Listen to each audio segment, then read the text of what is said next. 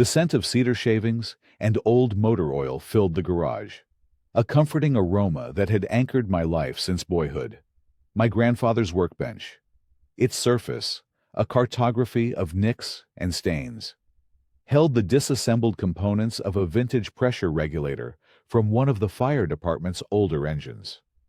I was a fire department technician, a man who believed in process, in schematics, in the logical sequence of things. A problem was simply a system operating outside its design parameters. You diagnosed, you repaired, you restored function. It was a philosophy that had served me well, until function itself was redefined by people with clipboards. A polite, almost hesitant knock sounded on the open garage door. I looked up, wiping my hands on a blue shop towel, and saw her standing just outside the threshold, silhouetted against the bright October morning. Denise Marshall. She wore a crisp, navy blue polo shirt with the Pine Lake HOA logo embroidered over the heart, beige walking shorts, and brand new hiking sneakers that had yet to see a speck of mud. In her hand, she held the ubiquitous clipboard, the symbol of her authority as chair of the Mobility and Events Committee. "Derek, good morning," she said, her smile perfectly pleasant, yet failing to reach her eyes. "Sorry to interrupt your Saturday." "Denise," I acknowledged, stepping out into the sunlight. "What can I do for you?" She took a step forward, her gaze sweeping past me to the simple wooden gate at the edge of my property, where the manicured lawn gave way to the pine needle-strewn path leading down to the lake. The gate was as old as the cabin, its timber weathered to a soft silver gray, the hand-forged iron hinges showing a patina of distinguished rust. My grandfather had sunk those posts himself in 1968. "I'm just doing some preliminary outreach for the new Pine Lake Community Trail Initiative," she began, her tone a masterclass in practiced nonchalance. "The board is looking at revitalizing some of the older trail easements to improve lakeside accessibility for all our residents. We're aiming for greater synergy between the natural landscape and community mobility." I waited. The corporate jargon was a smokescreen, and we both knew it. She handed me a single sheet of paper, not folded, not crumpled, but presented with the formality of a summons. It was a courtesy notice. "Just a heads up," she said, her voice dropping into a more conspiratorial. "We're on the same team register. The board is reviewing the old trail easements, and during the preliminary review, we noticed that your gate might be encroaching on the common access corridor. It's all outlined in the CC&Rs. Of course." She tapped a perfectly manicured finger on her clipboard. Section 8.4.2. The threat was there, wrapped in layers of politeness and procedure. It wasn't an accusation. It was an observation, a gentle flag. I took the notice and scanned it. The language was vague, referencing uninhibited access to designated common area corridors. I looked from the paper to the gate, then back to her. "Denise, this gate has been here for over 50 years. My grandfather built this cabin 20 years before the HOA even existed. The property lines are clear. The path it opens onto is on my private lot." "I understand that, Derek. And we absolutely respect the history of the legacy properties," she said, her smile unwavering. "This is just about bringing everything into alignment with the community's governing documents for the benefit of everyone. Think of the property values. An official, professionally managed trail system is a huge asset." She gestured vaguely towards the lake. "Could you just give the office a call next week to discuss? We're trying to resolve these things amicably before any formal steps are needed." She turned to leave, her mission accomplished. The seed of conflict had been planted, not with a shout, but with a polite notice and a reference to a numbered bylaw. As she walked away, her gaze lingered on our cabin for a moment. It was a small, honest structure of log and stone, nestled perfectly among the pines. In that fleeting glance, I saw not admiration, but a flash of something else, a flicker of envy. Perhaps, for something authentic she could never replicate with rules and committees. Then, the mask of pleasant authority was back in place, and she disappeared down the driveway. I stood there for a long time, the courtesy notice feeling heavier than a single sheet of paper should. My diagnosis was simple. This wasn't about a trail. This was about control, and my methodical, evidence-based world was about to collide with hers. That evening, the scent of chicken soup filled the small, warm kitchen of the cabin.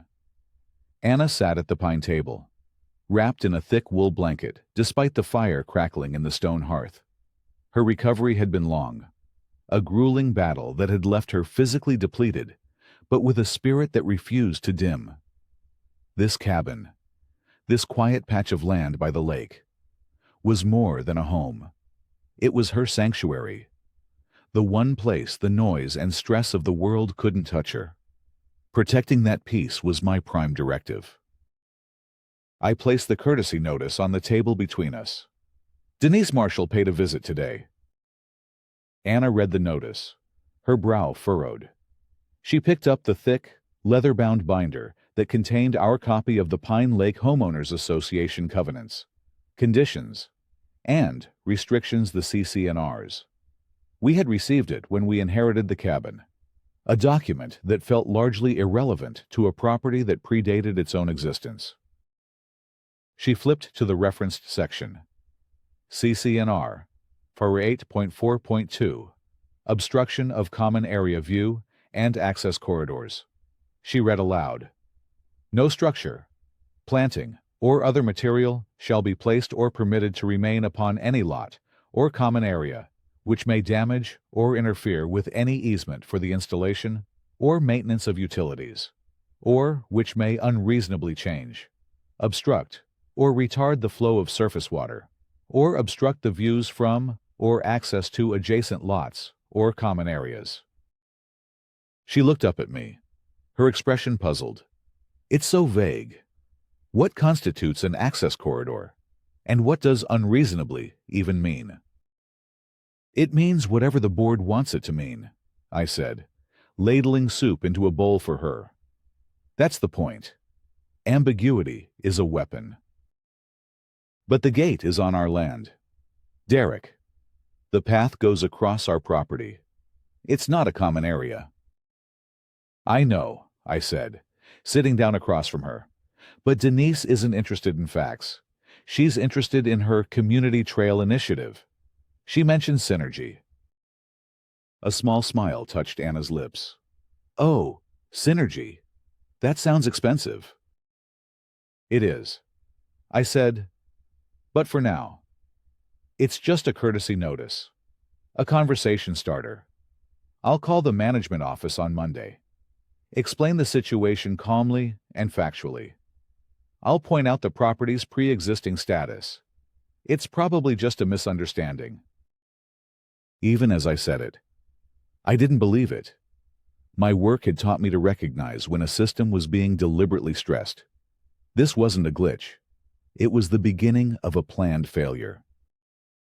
Anna reached across the table and placed her hand on mine.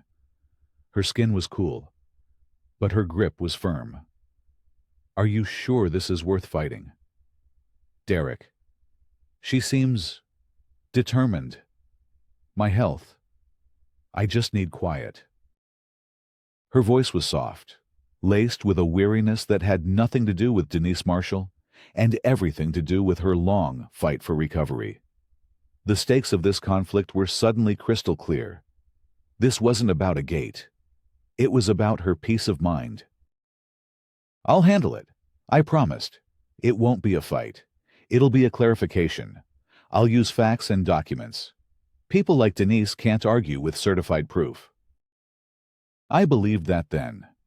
I believed in the power of evidence, in the integrity of process.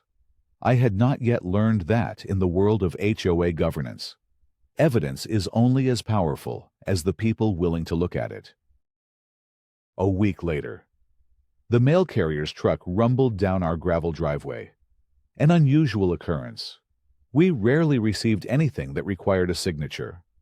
I met him at the door and signed the green slip, my stomach tightening as he handed me the crisp white envelope. It was from the HOA's management company, sent via certified mail. Return receipt requested. This was no longer a conversation. This was a legal proceeding. I sat down at the kitchen table and opened it. The paper was thicker, the letterhead more imposing. It was a formal violation notice. Dear Mr. Turner, it began. The polite warmth of the courtesy notice replaced by cold, formal language. This letter serves as a formal notice of a violation of the governing documents of the Pine Lake Homeowners Association.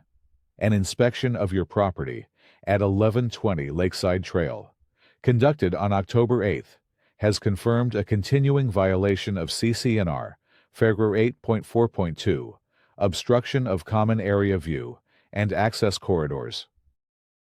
The notice went on to cite the gate as an unauthorized structure impeding the planned route of the Pine Lake Community Trail Initiative.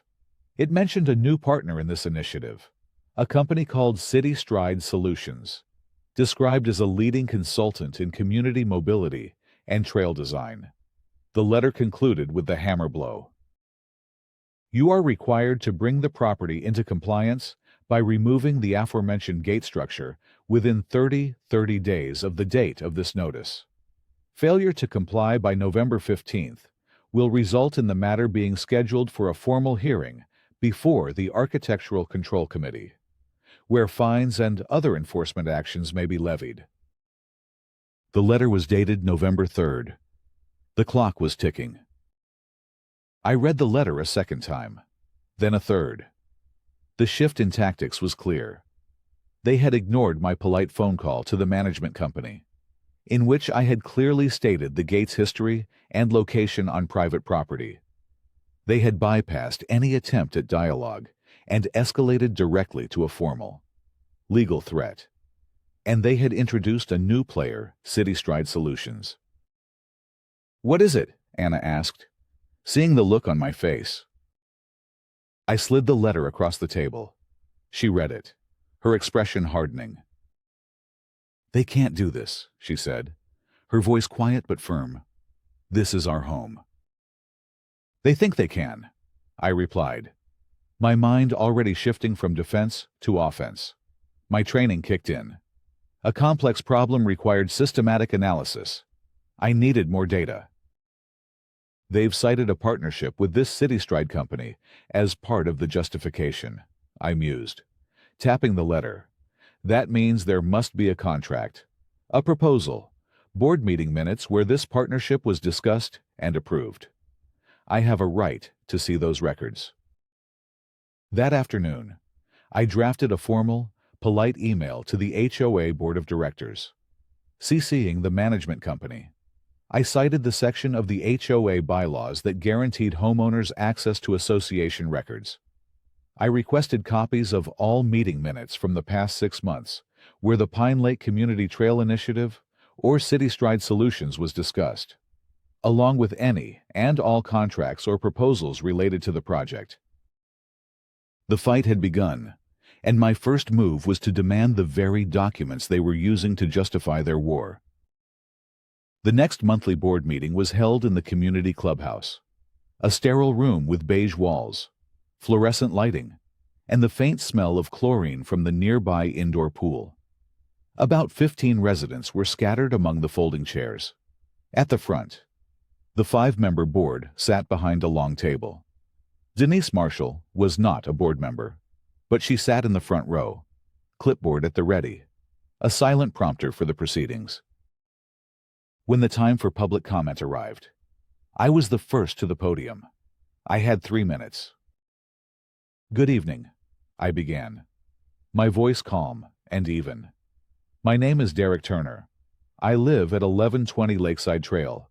I'm here tonight regarding a violation notice I received concerning a gate on my private property. The notice cites CCNR Section 8.4.2 and a partnership with a vendor. CityStride Solutions. 2 weeks ago, I submitted a formal request for the records pertaining to this initiative, including meeting minutes and contracts, as is my right under our bylaws. I have yet to receive a response. I'm here to ask the board when I can expect to receive those documents so I can better understand the basis for this violation. The board president, a man named George Chen, cleared his throat and adjusted his glasses. He glanced nervously at Denise. "Mr. Turner, thank you for your comments," he said, his tone placating. "The board is in the midst of ongoing negotiations regarding the trail initiative. Certain documents are sensitive at this stage. We have your request, and the management company will respond in due course." In due course isn't a timeline. I pressed gently. The violation notice gave me a 30-day deadline. It seems only fair that my request for the documents justifying that violation be met with similar urgency. Denise leaned forward and whispered something to the board member sitting closest to her. George Chen straightened up. "The board considers the matter of your violation to be separate from the vendor procurement process. We encourage you to focus on bringing your property into compliance. Your 3 minutes are up." Stonewalled.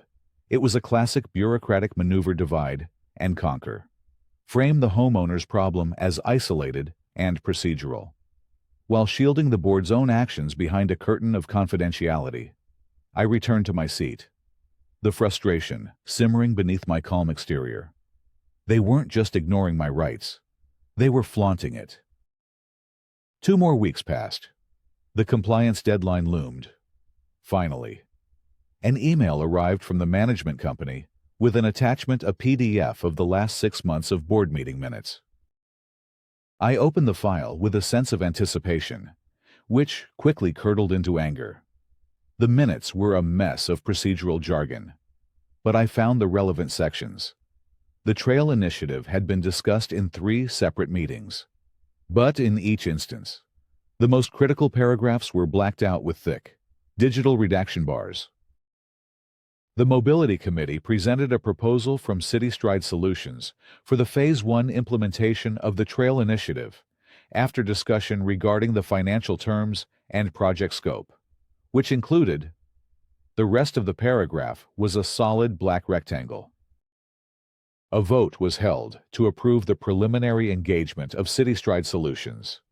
The motion passed 4-1. The specifics of the contract, including vendor compensation and easement acquisition strategy, are detailed in another black box. It was a deliberate, calculated act of concealment. They weren't just withholding information. They were showing me that they were withholding it. It was a power play, a message that I was not entitled to the full story. They had fulfilled the letter of my request while violating its spirit entirely. This was the first concrete sign of a cover-up. Whatever they were hiding in those black boxes was the key. They had handed me my first piece of evidence, not with what they showed me, but with what they had so desperately tried to hide. The redacted minutes were a declaration of war. My methodical approach needed reinforcement. I needed an expert, someone who knew how to navigate the labyrinth of property law and bureaucratic obfuscation. My thoughts turned to my neighbor, Rick Patterson. Rick was a retired surveyor who had lived in Pine Lake since before it was Pine Lake, back when it was just a collection of cabins around a body of water. He was a cantankerous old widower with a mind like a steel trap and a deep-seated distrust for any form of authority he hadn't personally vetted. He spent his days tinkering with his ham radio and waging procedural battles with the county tax assessor for sport. He would love this. I found him on his porch, meticulously cleaning a set of antique surveying tools. I laid out the whole story: the courtesy notice, the formal violation, the stonewalling at the board meeting, and finally, the redacted minutes. His eyes, cloudy with age, sharpened with interest as he scanned the documents. He let out a low whistle when he saw the blacked-out paragraphs. "Well, I'll be," he grunted, a slow grin spreading across his face. "They're not just arrogant. They're sloppy. A redaction is an admission. Son, it tells you exactly where to dig." He tapped the violation notice. City Stride Solutions. FAR 8.4.2.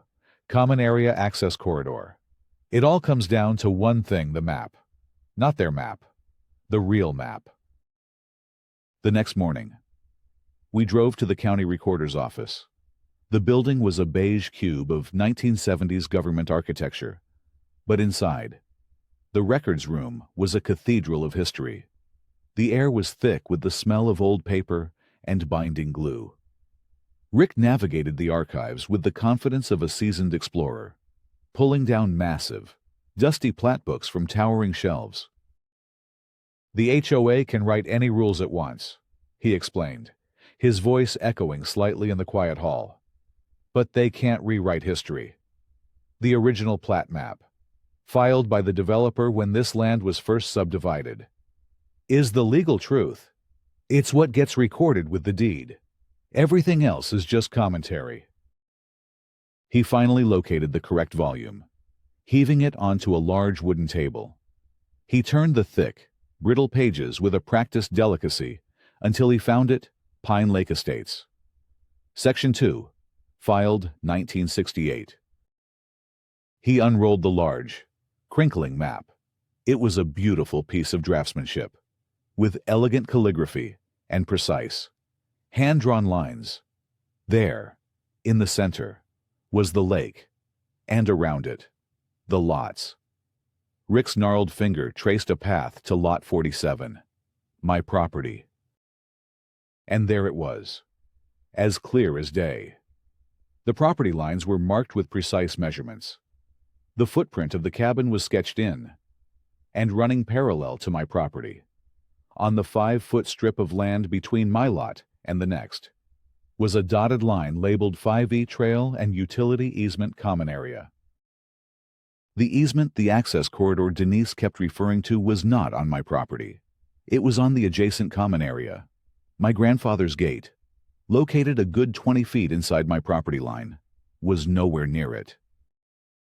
It was the smoking gun. Rick and I stood there for a moment, just looking at the map. It was more than a document.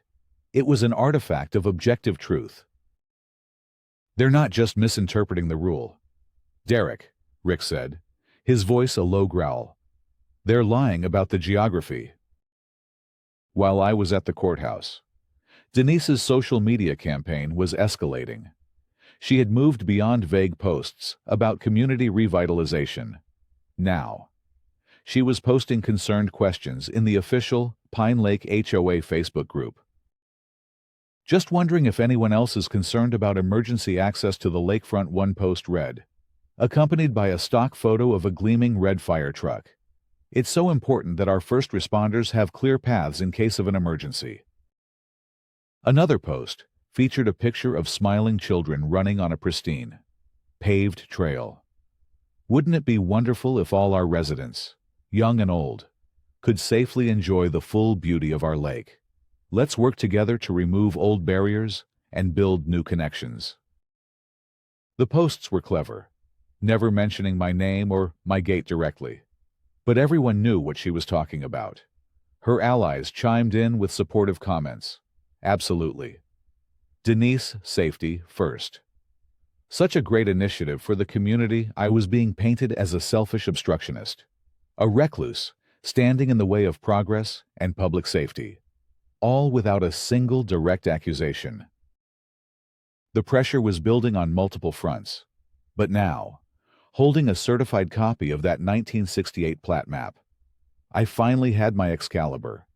I just needed to figure out the right way to wield it. That night, armed with the plat map, my investigation took a new turn.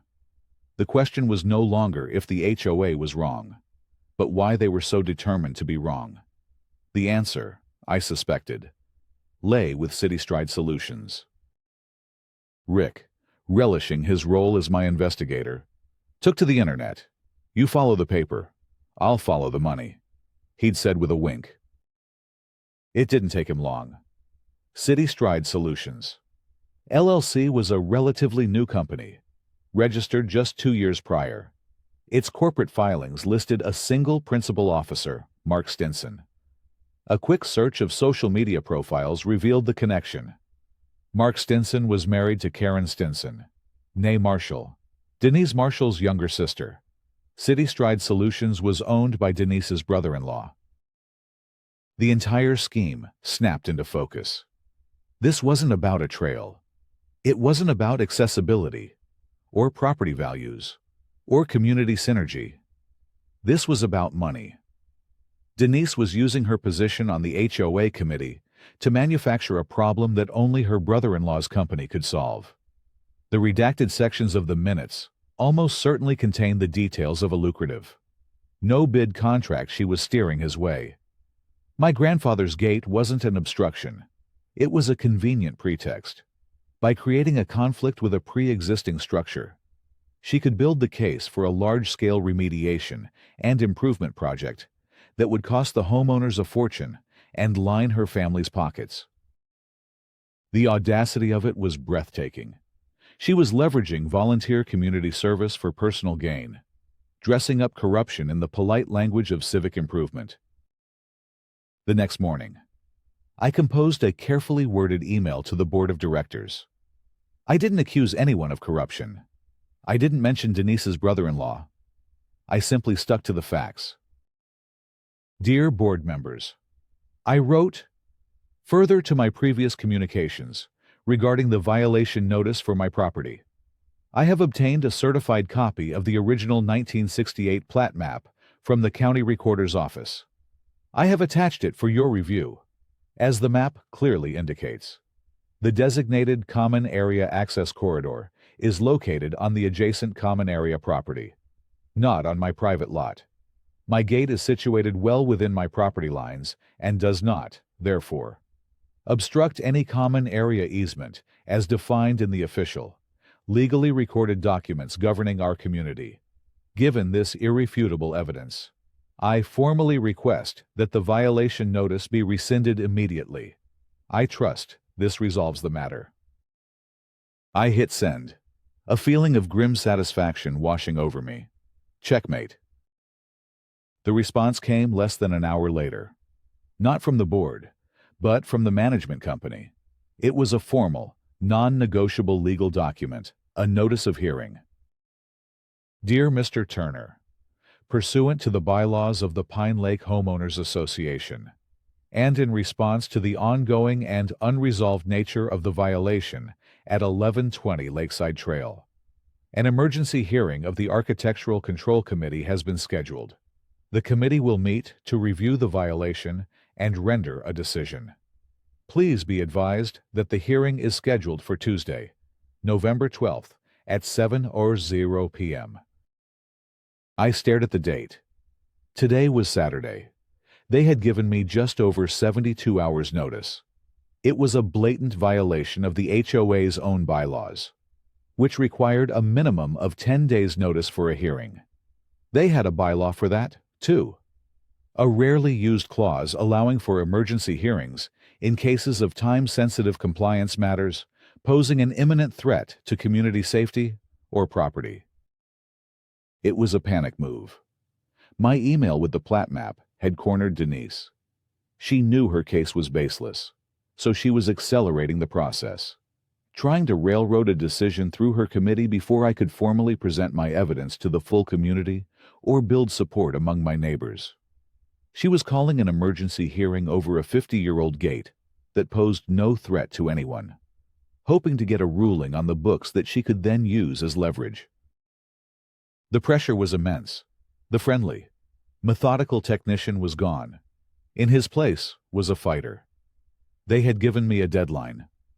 Now, I had one of my own. The community clubhouse meeting room felt different this time.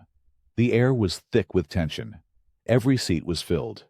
My conversations with a few key neighbors, combined with Denise's increasingly aggressive social media campaign, had turned what should have been a minor committee hearing into a major community event.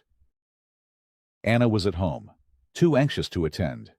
Just lay out the facts. Derek, she had said, squeezing my hand. The truth is on your side. At the front of the room, the 5 members of the Architectural Control Committee sat at the long table. Denise was there, not as a committee member, but seated directly behind them, an ever-present advisor. Her expression was a mask of serene confidence. At the end of the table sat Arthur Vance, the committee chair. He was an older man, a retired accountant who was known as a stickler for rules and procedure. He believed in the HOA as an instrument of order. His initial posture suggested he was firmly on Denise's side.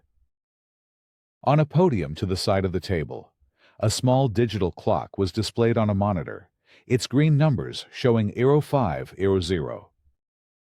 Arthur Vance called the hearing to order, his voice dry and official. This is a hearing to review the violation notice issued to Mr. Derek Turner for the property at 1120 Lakeside Trail regarding an unapproved gate structure. Mr. Turner, you have 5 minutes to present your case. The clock will start when you begin. I walked to the podium, a USB drive in my hand. I plugged it into the laptop connected to the projector. My heart was pounding, but my hands were steady. I had spent the last 48 hours preparing for this moment, not just gathering my evidence, but structuring it into a narrative that was impossible to refute. I took a deep breath. Good evening, Mr. Vance, members of the committee. The clock started its silent countdown. 04:59, 04:58. My family has owned our property since 1968. The gate in question was built that same year, for 54 years. It was simply a gate. Now, I am told it is a violation. The violation notice cites a single rule, CC&R section 8.4.2. My first slide appeared on the screen behind me. It was a clean, simple text box displaying the full, ambiguous wording of the bylaw. CC&R Figure 8.4.2, Obstruction of Common Area View and Access Corridors. The rule prohibits the obstruction of common area, access corridors. The entire case against me rests on the claim that my gate obstructs such a corridor. To understand this claim, I formally requested the board meeting minutes related to the Community Trail Initiative that prompted this action. My second slide appeared. It was a high-resolution scan of the redacted minutes I had received. The big, black rectangles were stark and accusatory. Redacted board meeting minutes, October 5th. This is what I received, I said, letting the image sink in. The room was filled with quiet murmurs. I asked the committee, what information regarding the contract negotiations with the vendor? City Stride Solutions. Is the board trying to hide from the homeowners who will be paying the bills? I paused, letting the question hang in the air. The clock showed 03:10. Lacking transparency from the board, I sought clarity from the one source that cannot be redacted or reinterpreted: our community's founding legal documents. I went to the county recorder's office and retrieved the official, certified plat map for Pine Lake Estates, filed in 1968. The final, decisive slide clicked into view. It was the map. I had highlighted my property in blue, and the adjacent 5-feet trail and utility easement common area in bright yellow. A large red arrow pointed to the location of my gate, a full 20 feet inside the blue highlighted area, far from the yellow line. Certified plat map, Pine Lake Estates, Section 2, 1968. This, I said, my voice ringing with clarity, is the legal and geographical truth. The common area access corridor that Section 8.4.2 refers to is real. It is this 5-foot wide strip of land, and my gate is not on it. It is not near it. It is, and always has been, entirely on my private property. The silence in the room was absolute. I saw the committee members lean forward, squinting at the screen. I saw Arthur Vance's stern expression falter, replaced by a look of deep concentration. Then, dawning comprehension. Denise's confident smile had vanished, her face a pale, tight mask of fury. "The evidence is irrefutable," I continued. "The clock now showing UL 045. There is no violation. The only question that remains is why this committee's time, and our community's money, has been wasted pursuing a baseless claim. A claim that seems designed to create an expensive problem for a specific vendor to solve." I looked directly at Denise. A vendor, City Stride Solutions, which happens to be owned and operated by the brother-in-law of the chair of the Mobility and Events Committee, Ms. Denise Marshall. A collective gasp went through the room. It was the first time the connection had been made public. The clock beeped softly. Whoa, whoa, whoa. My time was up. I had not raised my voice. I had not made threats. I had simply laid out a sequence of irrefutable facts. I returned to my seat. My work done. The verdict was now in their hands. The silence that followed my presentation was heavy and profound. The projected plat map remained on the screen, an undeniable testament to the facts. The committee members avoided looking at each other, instead staring down at the papers before them, as if hoping to find a different answer written there. Denise Marshall sat frozen, her face ashen, the architect of a plan that had just spectacularly collapsed in a public forum. Arthur Vance was the first to break the silence. He cleared his throat, the sound unnaturally loud in the quiet room. He took off his reading glasses and polished them slowly with a handkerchief, a gesture that gave him time to gather his thoughts. When he looked up, his gaze was fixed not on me, but on his fellow committee members. "Well," he said, his voice stripped of its earlier bureaucratic certainty, "it appears the foundational premise of this violation notice is factually incorrect." A board member seated next to him, flustered and eager to diffuse the situation, quickly spoke up. "I move that we dismiss the violation against Mr. Turner." "Seconded," another member mumbled. But Arthur held up a hand. "A simple dismissal is insufficient," he said, his voice gaining strength. He was an accountant, a man of ledgers and balance sheets, and he had just seen evidence of an account that was dangerously out of balance. Mr. Turner has presented evidence that goes far beyond a simple gate. He has shown us redacted documents suggesting a lack of transparency. He has presented a certified legal document that contradicts the basis of this entire proceeding. And he has raised a serious allegation of a conflict of interest involving a substantial community contract. He turned his gaze toward the board members sitting in the front row. This is no longer a matter for the Architectural Control Committee. This is a matter of board governance and fiduciary responsibility. He straightened his back, his role as a simple rule enforcer transforming into that of a moral compass. Therefore, I make a different motion. I move to table the violation against Mr. Turner's property indefinitely.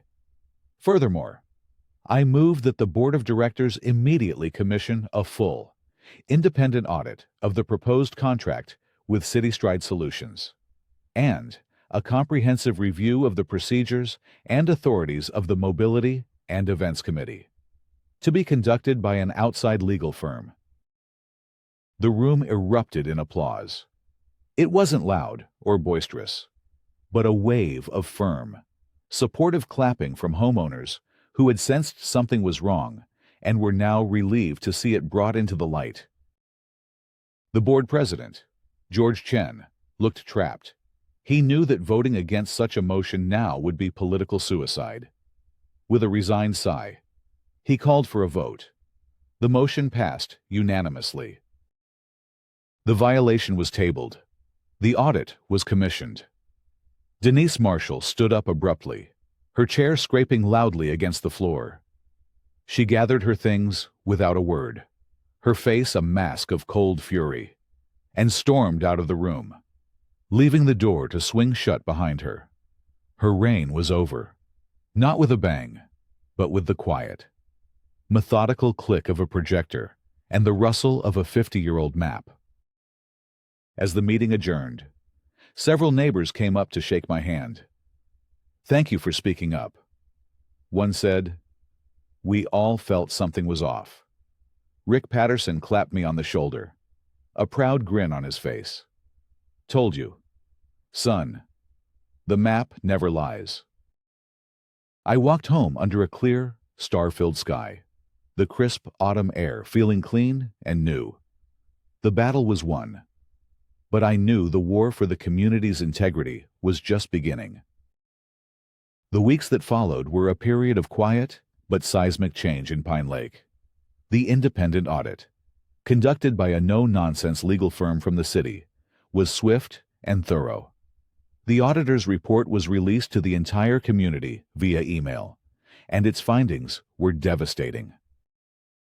It confirmed everything Rick and I had uncovered, and more. Denise Marshall had systematically abused her committee position to create a pretext for the trail initiative. The proposed contract with City Stride Solutions was wildly inflated, filled with unnecessary services and kickbacks, cleverly disguised as consulting fees that would have funneled directly back to her. The report detailed how she had forged board member signatures on preliminary authorizations to give her actions a veneer of legitimacy.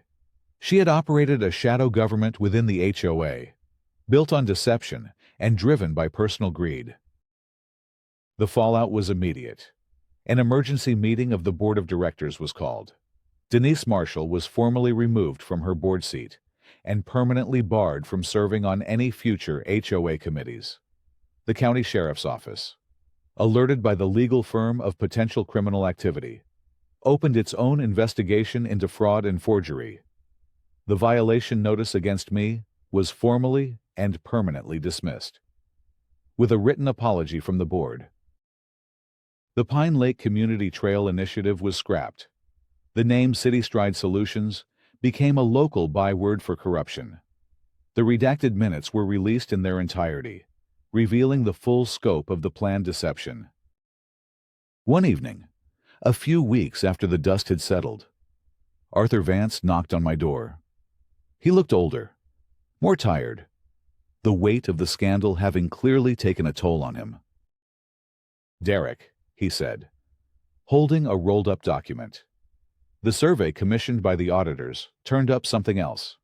An irony, I suppose. He unrolled the survey map on my kitchen table. "It seems that while your gate was perfectly legal, my own fence is not." He pointed to a section of the map showing his property. The surveyor's lines indicated that the fence along his back garden, which had been there for 30 years, encroached on a sliver of common area by 6 inches. It was a minor, unintentional, and completely harmless violation. Under the old regime, it would have been ignored, but in the new era of by-the-book governance that Arthur himself had championed, it was a problem. "I'll have to move it." "Of course," he said, his voice heavy with embarrassment. "It's just, at my age, a project like that." I looked at the map, then at the old man, who had risked his comfortable position to do the right thing. My victory had been about principle. It had been about defending my family's sanctuary and exposing a corrupt system. But a victory that only serves oneself is a hollow one. "What are you doing this Saturday, Arthur?" I asked.